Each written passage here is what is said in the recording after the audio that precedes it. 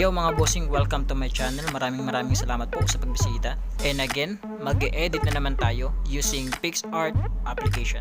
Today video ay gagawa tayo ng Joker face at ipapakita ko sa inyo ang simpleng paggawa ng Joker face. At kung isa ka sa mga nais na gustong matutong mag-edit using PicsArt application, dito sa channel na to ay madalas akong nag-upload ng mga editing tutorial.